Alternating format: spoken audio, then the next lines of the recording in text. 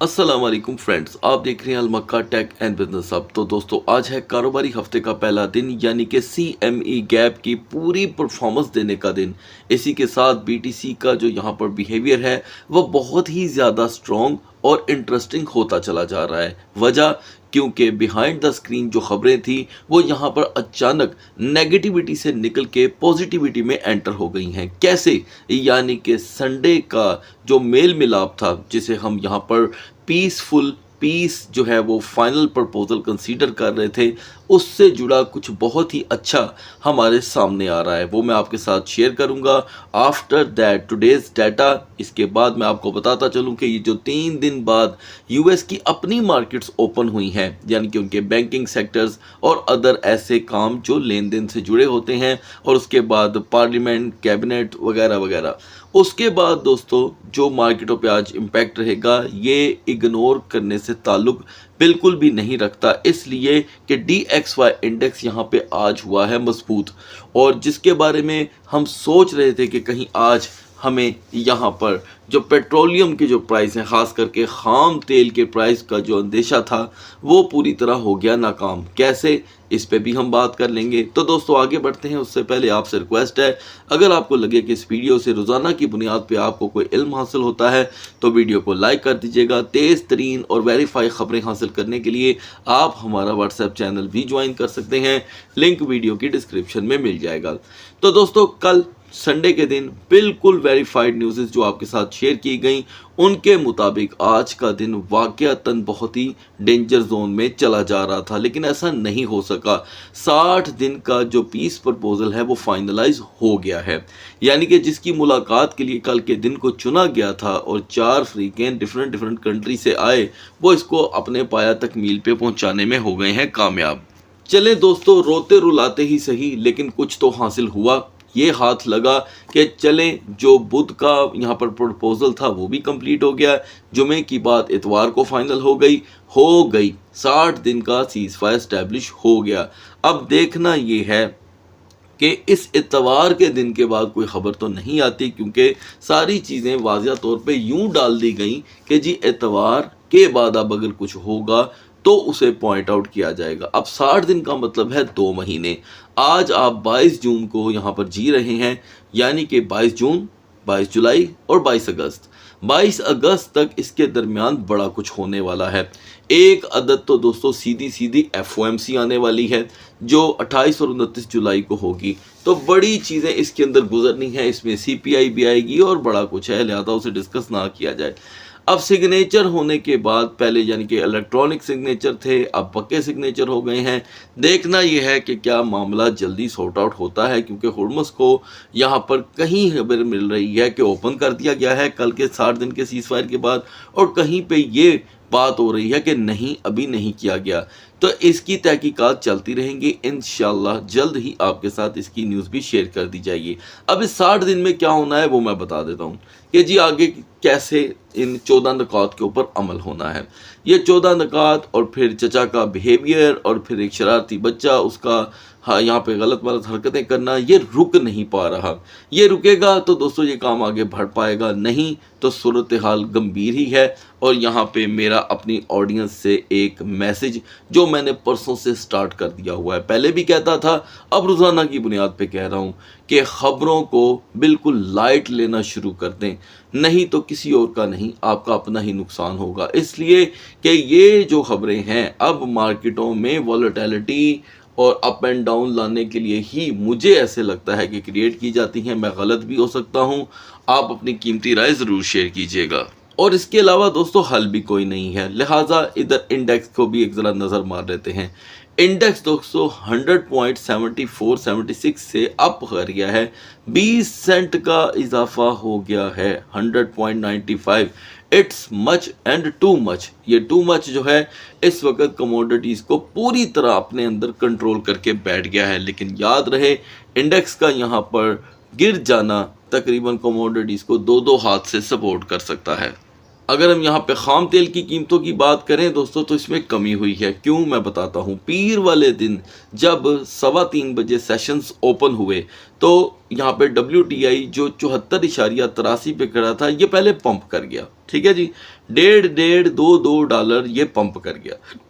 जब ये $1.5-2 पंप कर गया तो लोगों को लगा कि बस अब काम हाथ से निकल गया और अब ये पंप ही करेगा, क्योंकि जुमे जो संडे की खबरें थी पीस को लेकर वो तसल्ली बख्श नहीं थी। लेकिन अचानक एक प्रपोजल सामने आया कि जी वो सिग्नेचर हो गया था, लेट आपको बताया जा रहा है। तो आगे बढ़ने से पहले मैं यहाँ पे आपको बताता चलूँ दोस्तों कि खाम तेल की कीमतें इस वक्त पूरे 110 दिन की पुरानी सतह पे आन पहुँची हैं। यानी कि हम कह सकते हैं कि अब कोई ज़्यादा फ़र्क यहाँ पे रह नहीं गया। और डिफरेंट कंट्रीज़ में जहाँ पे ऑयल की रिफाइनरीज मौजूद नहीं हैं, वो ऑयल पैदा नहीं करते, वहाँ पर आपको अभी भी ऑयल के प्राइसेस में एक हाई मोमेंटम देखने को मिल रहा है, जहाँ उम्मीद की जा सकती है कि आने वाले हफ्ते में ऑयल प्राइसेस और ज़्यादा फॉल कर सकते हैं। Now we are in the market. आहर दोस्तों, जो फ्राइडे क्लोजिंग होती है वो कहीं ना कहीं हेल्पफुल साबित हो जाती है। मतलब 100 में से 90 टाइम ऐसा होता है कि उसकी कहीं ना कहीं मार्केट को सपोर्ट रहती है। नतीजा ये है दोस्तों कि कैपिटलाइजेशन ने हेल्दी वे में इजाफा किया। CME गैप अभी तक अपने आप को परफॉर्म कर रहा है और ये करता रहेगा। यहाँ पर अगर हम डोमिनेंस को देखें तो इसमें तकरीबन 0.20% का फिर से हुआ है इजाफा। टॉप ट्रेंडिंग के अंदर और गेनर्स की लिस्ट में आज अजीबोगरीब चीज़ें आपको देखने को मिल रही हैं, लिहाजा इनका फंडामेंटल से कोई भी ताल्लुक नहीं है। तो दोस्तों तजिए का आगाज़ करते हैं BTC से, जो हमेशा ही अहम रहता है। मिडनाइट में BTC जो आसानी से 64,000 को ब्रेक करके स्टैंड अप कर गया था और हम 63,900 तक पहुंचे हुए थे। सारी सूरत हाल आपके सामने है। दिन का आगाज़ बहुत ही अच्छा रहा। हम 64,811 की एक नई रेजिस्टेंस देख कर के आए हैं और आप इस चीज़ से बहुत अच्छे से वाकिफ़ हैं कि यहाँ पे मार्केट को शॉर्ट स्क्वीज़ का सामना है ही है। लिहाजा अभी भी मार्केट जो है वो दोस्तों 64,000 को ब्रेक करने की कोशिश कर रही है। तो अब क्योंकि नया हफ्ता स्टार्ट हुआ है तो नए लेवल्स होंगे। अब 63,000 इसकी वीकर जोन नहीं रही। अब दोस्तों वीकर जोन है इसकी 64,000। हम जब भी यहाँ पे 64,000 की तरफ मार्केट का रुख बढ़ते हुए देखेंगे, मार्केट जो है वो एकदम हाई होप्स से निकल के नेगेटिव होप्स में जाएगी और हम 63,200 63,100 का एक नॉर्मल लो देख सकते हैं। लिहाजा फिर से रिपीट कर दूं, 64,000 का ब्रेक होना is the sign of crash. अच्छा, अब आते हैं दोस्तों यूनिवर्सल सपोर्ट के लिए। अच्छी बात यह है कि पिछले पूरे हफ्ते BTC ने 60,500 को प्रोटेक्ट किया और अब एतमाद थोड़ा और बढ़ गया है। 60,500 को यहाँ पर एक यूनिवर्सल होने की अहमियत हासिल हो चुकी है। So for the best BTC को यहाँ पे हर सूरत 64,500 से लेके 64,800 से अपने सेकंड ट्रेडिंग सेशन का आगाज़ चाहिए या करना होगा। इसे ही मिलने की शक्ल में BTC किसी नए ब्रेकआउट की तैयारी करेगा, जस्ट लाइक 65,800। इस सैटरडे और संडे में इथीरियम की परफॉर्मेंस भी खूब रही। इसने 1700 को पूरी तरह प्रोटेक्ट किया। हम मिडनाइट में 1720 पे रेजिस्टेंस दे रहे थे इसकी इथीरियम की। तो अर्ली मॉर्निंग में सबसे पहले तो हम 1700 पे जा कर के गिरे। आपने बाकायदा तौर पे दोस्तों इसको वेरीफाई कर लेना है। अगर आप इसे री-वेरीफाई करना चाहते हैं तो इस चार्ट को जो कि है आप बायडिफाई एक्सचेंज के साथ जाके रीमैच कर सकते हैं। 1700 के बाद हाई रहा 1758 का, यानी कि 1705 जो इसकी वीकर जोन थी वो इसको प्रोटेक्ट करने में कहीं ना कहीं कामयाब हो गई। तो हम 1705 को ही इसकी अब सपोर्ट कंसीडर कर रहे हैं। जहां भी इथीरियम 1730 1735 से रिजेक्ट हो रहा है, मार्केट का रुझान एकदम से 1700 की तरफ बढ़ रहा है। अच्छी बात यह है कि पिछले पूरे हफ्ते में मार्केट ने एक बार 1680 तक का लो प्रोवाइड किया, तो इसका अंदेशा साथ साथ रहेगा। For the best, for high hopes, Ethereum needs 1775। 1775 तक अगर मार्केट अपनी रेजिस्टेंस को पहुंचा लेती है सेकेंड ट्रेडिंग सेशन तक, तो ये इथीरियम के लिए बहुत ही ज़्यादा खुश आइंद हो सकता है। लेकिन क्योंकि यहाँ पर शॉर्ट स्क्वीज का सिलसिला जारी है, तो जिस भी नए हाई को आप आज मार्केट में देखेंगे वहाँ से मार्केट के रिजेक्शन के एलिमेंट भी पीक पे हैं। बढ़ते हैं आल्ट कॉइन्स की तरफ। कारोबारी नए हफ्ते के आगाज में दोस्तों बीएनबी कुछ ज़्यादा नया नहीं लेकर के आ सका अपने व्यूअर्स के लिए। ये स्टिल 583 और 595 के दरमियान स्ट्रगल कर रहा है। आप जानते हैं कि इसके लिए ब्रेकआउट रेजिस्टेंस 592.50 की थी। अफसोस ये है कि अभी भी बीएनबी 595 को क्रॉस करने के बाद भी अपने अंदर कुछ ज़्यादा वॉल्यूम गेन करने में कामयाब नहीं हो सका, या यूँ समझ लें कि बीएनबी की टेम्पररी तौर पे जो अट्रैक्शन है वो मांद पड़ गई है सोलाना की तरह और बीसीएच की तरह। खैर बीसीएच की हालत तो बहुत ही नाजुक हो चुकी है। Anyway BNB still needs 590 support. ये इतनी नाजुक सपोर्ट है कि जिसके ब्रेक होने पे रिवर्सल जो है वो बराह रास्त 582 से 580 की तरफ बढ़ रहा है। व्यूअर्स का पूछना था कि बीएनबी के लिए यूनिवर्सल सपोर्ट क्या है। तो दोस्तों बीएनबी ने 2 टाइम 558 से बाउंस लिया है, तो मैं 558 को इसकी स्ट्रॉन्ग और यूनिवर्सल सपोर्ट कंसीडर करता हूँ। अलबत्ता आज रिकवरेबल जो रेजिस्टेंस है दोस्तों वो 596 से 98 तक रह सकती है। आज के दिन एक्सआरपी दोस्तों कुछ ज़्यादा वॉल्यूम गेन नहीं कर सका। हमने देखा कि 1.12 और 1.15 के दरमियान जो स्ट्रगल है वो एक्सपायर हो रही है। लिहाजा टेक्निकल चार्ट के मुताबिक इसका ये लेवल इतना वीक हो गया है कि 1.10 भी यहाँ पर नॉर्मली एक्सपेक्ट किया जा सकता है। 75.00 से रिजेक्शन एक मरतबा फिर से सोलाना ने हमें शो की, और इसका सपोर्ट लेवल भी कुछ ज़्यादा इंटरेस्टिंग नहीं है। 72.24 कहीं ना कहीं सोलाना ने कम से कम 70.05 को अपनी एक रेजिस्टेंस सपोर्ट बना के रखा हुआ था। अब उस रेजिस्टेंस को हम यहाँ पर इसकी एक स्ट्रॉन्ग सपोर्ट मान रहे हैं, क्योंकि मजबूर हैं इसलिए कि सैटरडे संडे इवन के फ्राइडे मिडनाइट और अभी तक सोलाना ने 70 को प्रोटेक्ट किया है, तो हमें इसको रिस्पेक्ट देनी पड़ेगी। अब अगर हम कैंडल चार्ट की रिवर्सल स्टडी की तरफ जाएं तो 70.50 का लो भी कोई हैरान कुन लो ना होगा।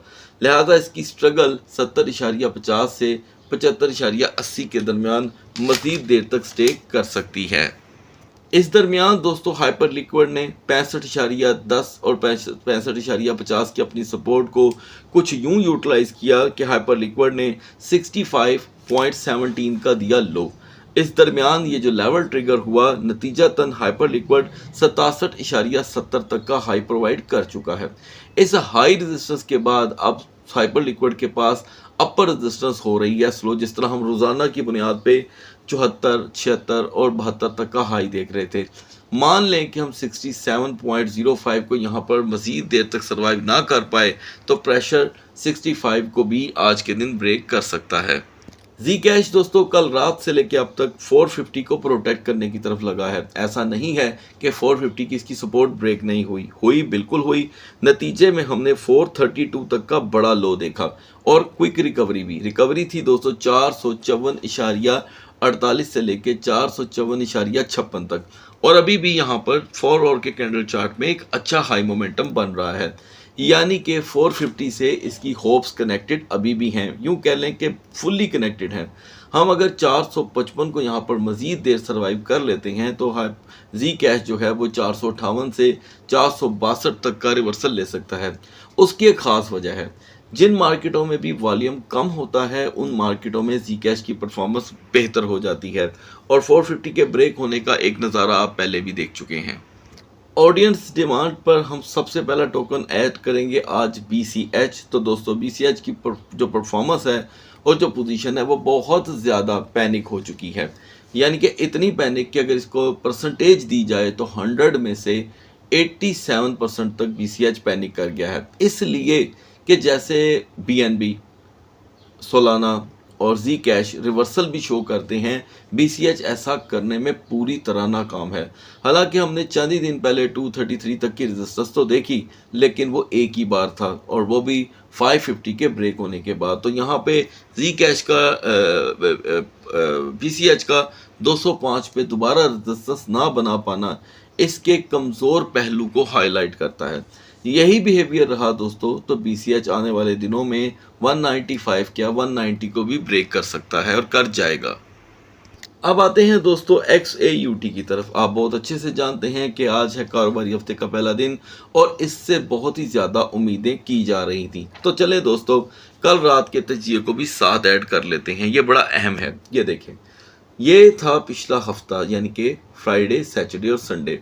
जैसे ही मार्केट ओपन हुई तो हमने बुल देखा। बुल इतना देखा कि हम 4380-90 तक चले गए, क्योंकि एफओएमसी का हफ्ता था। अब एफओएमसी तो रही नहीं, ये हफ्ता कंप्लीट हो चुका है। अब ये आपके साथ बिल्कुल इस तरह का फ्राइडे, सैटरडे और संडे है। अब इन 3 दिनों में यूएस के बैंक्स ऑब्वियसली बंद थे, एक दिन और ऐड हो गया और वो था जुमे का। चलें, ये 3 दिन की परफॉर्मेंस इतनी ज़्यादा नेगेटिव रही कि XAUT एक टाइम पे जो क्लोजिंग करके गया वो 4148 की थी। अब मैंने आपको रात को एक यहाँ पर ट्रिगर दिखाया था, यानी कि एक टीज़र था। वो टीज़र ये था कि ये सैटरडे संडे ख़त्म और मार्केट पंप पीर वाले दिन। यहाँ पर भी सैटरडे संडे ख़त्म और मार्केट पंप। अब आपको क्या लगता है ये तो आप ही जानते हैं, कमेंट सेक्शन में अपनी कीमती राय दे दीजिएगा। ज़रूरी ये है कि हमने मिडनाइट में आपसे क्या डिस्कस किया। तो वो ये था दोस्तों कि मार्केट को हर सूरत 4170 4165 से अपने दिन का आगाज़ करना होगा, जिसके नतीजे में हम 4190 तक जा सकते हैं। तो फिलहाल हम 4208 का एक बड़ा हाई देखकर अब रिजेक्ट हुए हैं, और 4202 पे पहुंचना कोई छोटी बात नहीं है। और अभी भी 4 आवर के कैंडल चार्ट पे यहाँ पर बुलिश कैंडल बन रही है।